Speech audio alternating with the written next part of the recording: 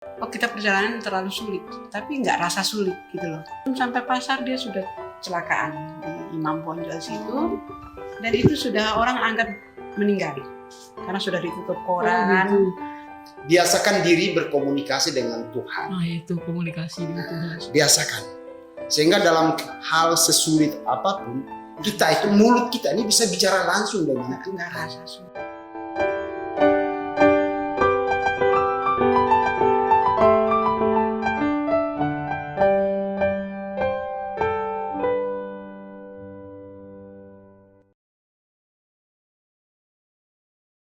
Berapa lama setelah nikah dia tinggal di Depok waktu itu? Om Tante?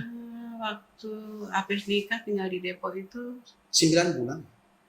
pokoknya Willy lahir itu kan jam 90 ya. Sebentar ya, seumur hamil itu 9 bulan lebih lah. Oh iya.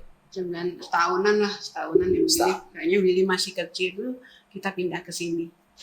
90 Jadi pindah ke 90 udah pertengahan pindah sini. sini. Kok bisa pindahnya ke sini? Itu gimana? Nah, waktu itu kita kan nggak kerja, Om Andi nggak kerja, saya nggak kerja. Jadi kita ada pergumulan untuk dapat kerja apa, jadi semua kita berkumpul betul.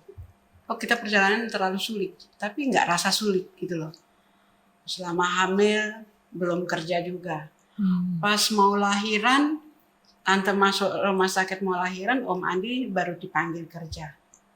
Jadi semua itu berat, tapi karena kita jalani itu dengan Tuhan, bukan kita bilang sok Tuhan ya, Iya. tapi memang itu kuncinya buat kekuatan buat kita. Jadi semua itu jalan baik. Tadi apa tanyanya lanjutnya? Coba Iya, pas Olga kan ada tadi tantangan yang dilewatin. Jadi iya, apa iya. nih? Waktu itu pas momen-momen yang berat waktu itu. Tantangannya berat sekali, terus ada ini orang nawarin kerja, orang tetangga tuh dekat rumah, mau nggak Bung kerja di Tangerang katanya. Om Andi sukanya di Jakarta, dia senang kok jadi orang Jakarta, dia nggak mau dari Tangerang katanya. Terus Om Andi pulang tanya ke tante, "Ma, ini aku dapat tawaran kerja tapi kok di Tangerang ya? Di apa?" Terus Sandoz gitu, perusahaan Sandoz kan waktu itu Lumayan ya. bagus Iya, gitu. besar. Karena tante di obat-obat itu kan tante tahu, jadi terus, "Oh bagus itu," saya bilang udah mau aja. Walaupun dan tadi dia bilang mau, terus ketemu dengan dianterin sama teman yang ngasih pekerjaan itu, ditemukan dengan bosnya ya waktu itu, terus cocok lah gitu untuk pekerjaan Itu itu. kondisi pas lagi hamil juga Tante? Itu sudah lahir. Oh, lahir. Sudah Oh. lahiran, baru sebulan atau masih bayi kok itu. 2 bulan. Masih bayi gitu. Jadi Om Andi kerja di Tangerang, tante belum pindah Tangerang, Di tante masih Depok. di Depok. Oh, Jadi seminggu sekali Om pulang. sempat Seminggu sekali pulang. LDR ya kalau sekarang. Beda. Nah, Oke. tapi perusahaan bilang harus dibawa supaya nggak bolak-balik gitu. Jadi perusahaan siapin rumah ya, Nah. siapin rumah baru tante pindah.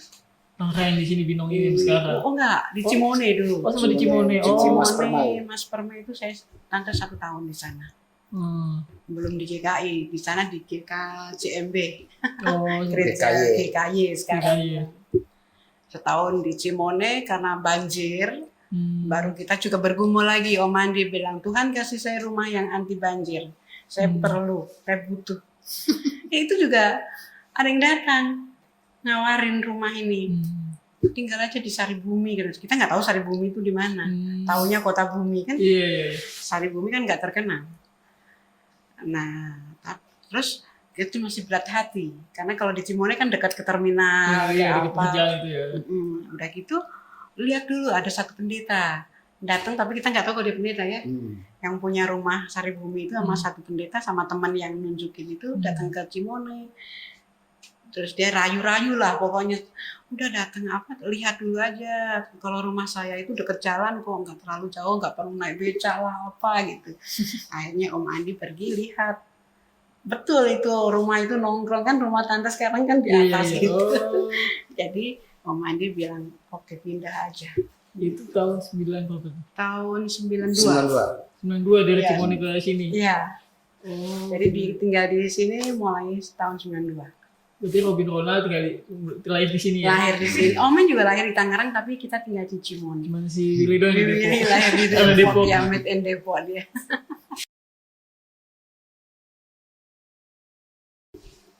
Ketika menikah, bisa kalau di tadi kan sempat ada tantangan ketika pas menikah itu. Nah, kalau dari keluarga sendiri sempat ada ini nggak sih perbedaan kalau soal budaya sukunya beda nih pas ketika mau nikah, apakah harus ngikutin adat tante, ngikutin adat om atau gimana waktu itu? Oh enggak.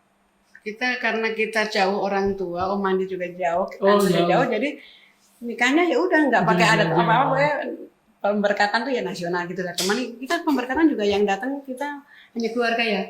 Karena memang keluarga kan jauh semua tuh, jadi keluarga Om Andi maksudnya ya sama orang dari sana gitu.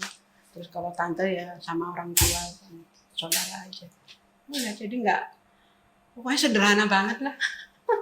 Itu. Sederhana di bawah sederhana Di lah. bawah sih kayaknya kok mau ya katanya gitu. Ada juga yang Karena bilang ya. Sederhana itulah yang membuat orang tidak suka itu. Coba kalau kita punya sih ya mungkin Iya. keluarga yang lain juga pasti juga senang ya.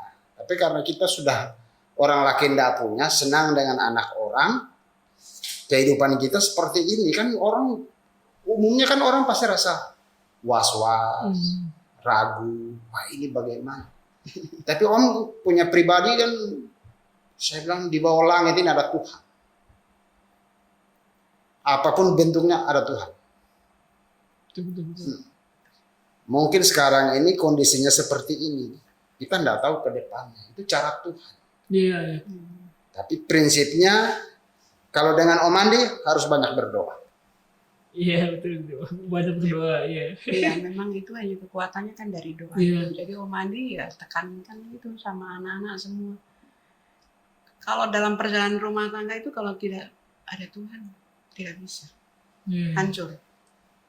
Cuman karena ada Tuhan itu kita walaupun kondisi kita minus ataupun susah nggak rasa susah, nggak rasa susah. Sukacita jalan. Betul, Nah. sukacita. Pernah mungkin saya ada kesaksian satu, mungkin kita kondisi tidak ada uang, waktu itu hanya ada uang 2.000. Om Andi sudah tidak kerja ya, tapi Om Andi dagang kayak model gelas-gelas aqua, peralatan ulang tahun apa itu dari pasar ke pasar ke muter Jakarta. Tapi waktu itu pas seminggu lagi Lebaran atau ya, itu Om Andi dapat orderan banyak sekali. Tapi ya kita waktu mau berangkat itu berdoa dulu baru mah aku jalan dulu katanya. Dia itu bilangnya gitu. Belum sampai pasar dia sudah kecelakaan di Imam Bonjol situ. Dan itu sudah orang anggap meninggal karena sudah ditutup koran. gitu. Tapi mukjizat Tuhan itu ada orang lihat bahwa ini jari Om Andi ada begitu.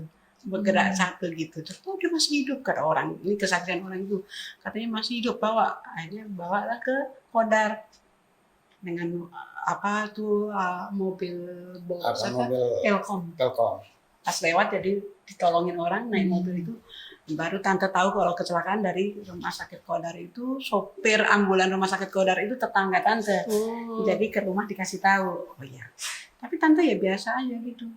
Saya udah kasih makan, kembar kan masih kecil, sudah kasih makan anak-anak gitu. Saya bilang, kembar diam di rumah ya, mama mau lihat bapak di rumah sakit.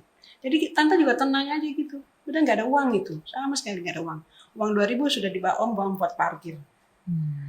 Tapi cinta kasih Tuhan itu memang luar biasa. Kalau Iya kita betul.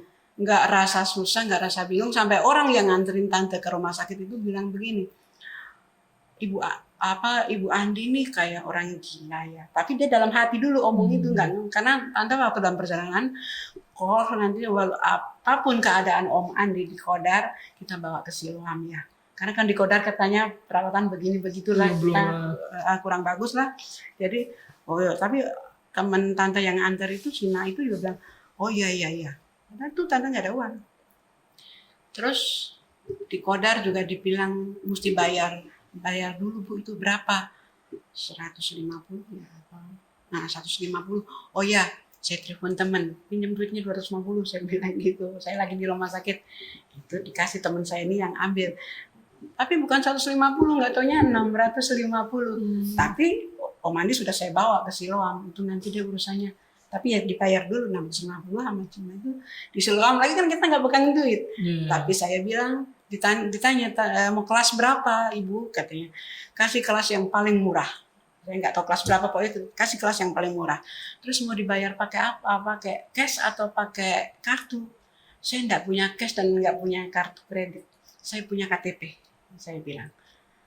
Terus habis mau dipermudah, terus suruh tanda tangan aja 1 kali 24 jam. Yang penting masuk dulu, karena kecelakaannya parah kan waktu Kondisinya waktu itu. Kondisinya sudah masuk di situ, saya nggak tahu. Pokoknya mau bayar pakai apa tuh saya nggak pernah dipikir di sini nanti saya bayar apa, pakai apa gitu nggak.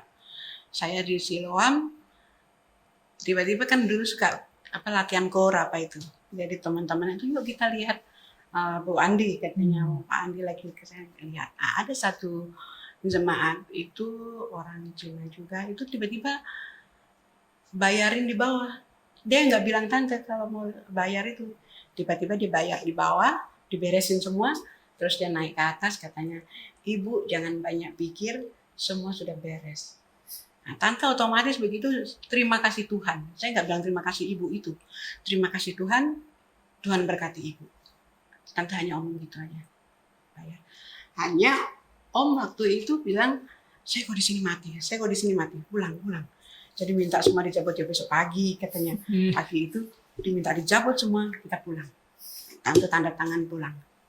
Tapi kondisi Om Andi itu jalan kaki juga panjang sebelah dan jadi nggak bisa. Tapi waktu itu ada tetangga yang jemput bawa ke tukang urut ya. Sebelum pulang ke tukang urut supaya kaki itu tidak bagus, terus balik. Gitu aja.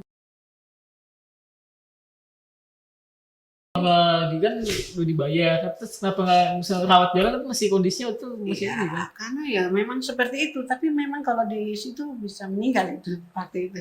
Oh, Jadi mungkin sudah merasa ya memang karena kakak kalau kita itu betul-betul dekat dengan Tuhan itu ada feeling itu ada. Apa peka itu ada. Betul. Jadi waktu itu pulang dan di rumah itu yang ketahuan seperti itu pergumulan itu nanti Om Andi bisa teruskan pergumulan kalau orang mau meninggal itu seperti apa tuh Om Andi yang akan jelaskan. Ini kesaksian yang luar biasa buat Tuhan itu betul-betul topang. Hanya sekarang penyerahan hati diri kita itu seberapa, kerendahan hati diri kita di hadapannya itu seberapa. Gitu. Jadi iya betul. Jadi Kadang mungkin hati itu sih. kalau Apalagi situasi diuji ini berarti emang ya kita diuji berarti emang kerendahan hati yang saat ini penting sekali ya. kerendahan hati bagi di depan sesama juga terlebih di depan Tuhan. Kadang orang sembahyang tapi hati kan tidak ada. Ya itu yang kayak Tapi yang tahu itu kan hanya Tuhan. Kita nggak bisa bilang lu sembahyang begitu doang. Yang tahu kita berdoa betul atau tidak itu kan hanya Tuhan. Iya.